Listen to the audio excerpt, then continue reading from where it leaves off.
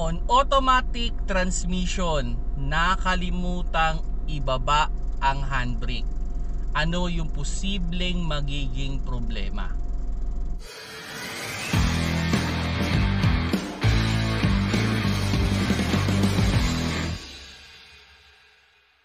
Hello mga paps, I'm Kuya Shane at yun, pag-usapan natin yung nakalimutan na pagbababa ng handbrake at naitakbo yung sasakyan. Ano ba yung mga posibleng problema, no? Well, normally naman sa mga automatic transmission, pag nakalimutan mong ibaba ang handbrake at naitakbo mo, pwedeng mag-beep sounds yan, or yung handbrake mo, yung ilaw ng handbrake mo sa yung dashboard ay pwedeng mag-blink yan. So, i-remind ka naman na naka-handbrake pa. Pero syempre may mga automatic transmission din o may mga kotse rin na hindi magre-remind. Bahala na. Okay, so yun. Ano ba yung mga posibleng masira if ever man na makakalimutan mo nga yung pagbababa ng handbrake? Well, normally ang handbrake natin ay nakakonect yan dun sa ating rear brakes, no? Pwedeng drum brake yan o pwedeng disc brake. So anong posibleng mangyari dyan? There's a possibility na yung disc brake o yung iyong drum brake ay masira, o pwedeng mag-init yan kung umiikot, or pwede ring maupod agad yung inyong brake pad, or pwedeng masira yung iyong rotor disc. So yun yun. At actually mapapansin nyo rin naman kung sakali man na naka-engage ang handbrake, medyo pigil yung takbo, parang ang bagal ng takbo, parang ang hina.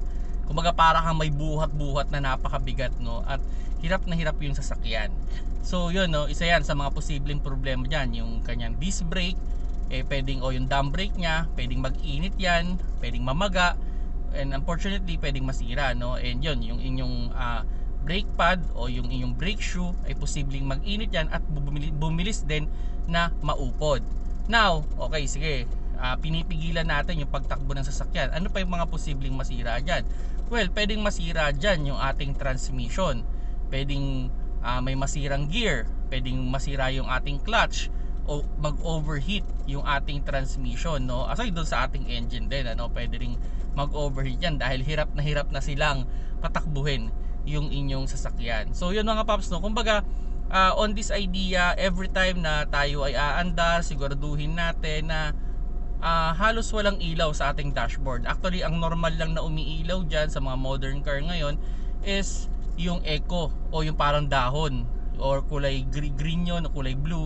Normally yun lang talaga dapat yung nakailaw dyan. The rest of it, halos patayan lahat, walang nakailaw sa ating dashboard. Kumbaga yung mga RPM lang ang umaangat, and yung eco na word or dahon, yun lang yung makikita nyo dapat.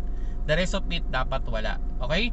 So yun mga paps, no? Kaya pag kayo ay magkakaroon ng kotse o nagkokotse kayo ngayon, bago kayo umandar, siguraduhin ninyo na naka-fully engage, naka-disengage ang inyong handbrake bago nyo itakbo. Kung nagustuhan nyo yung video, paki-like na lang mga paps.